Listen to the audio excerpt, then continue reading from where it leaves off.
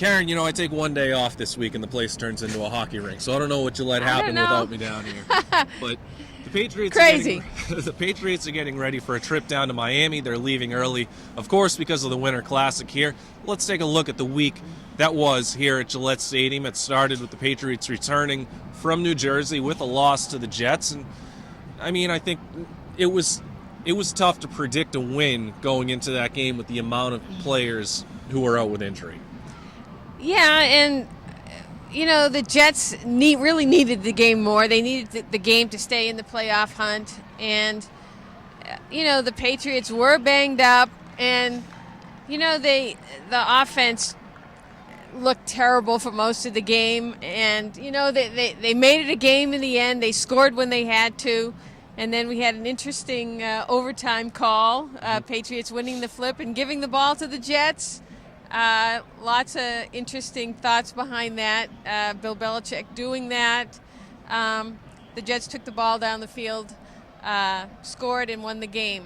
Yeah, number two, we're talking about another injury here. Sebastian Vollmer went down with an ankle injury, which didn't turn out to be as severe as you first reported, as it looked on the field when he was carted off. But the Patriots they had to go to their fifth left tackle of the season with Adrian Waddle after Vollmer went down. Waddle also had a shoulder injury, so we'll see if it's either Waddle or Cameron Fleming, but either way, the Patriots are not going to have their starting left tackle or their ideal left tackle at this point in the season against the Dolphins, who also won't have Cameron Wake, so that's not a gigantic issue. But again, it's just the latest injury that the Patriots have to overcome. It's been really a tough balancing act for the Patriots in their offensive line. First, without having Brady's quick hit options for him to kind of get rid of the ball quickly. And now, he needs more time to get the ball to some of his other options that he has now. But now with all of his tackles going down, it's just almost like the perfect storm.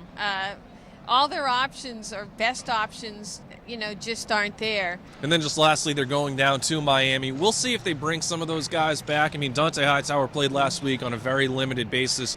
We'll see how they handle his situation.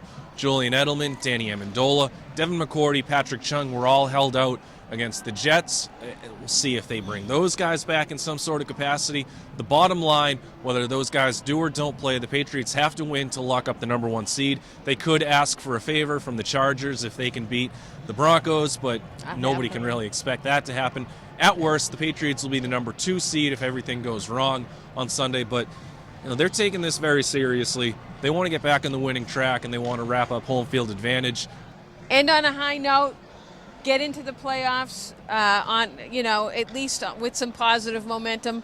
Go from there. We'll see how it plays out. You can follow our work going up to that game and all the way through it on BostonHerald.com and the Blitz blog.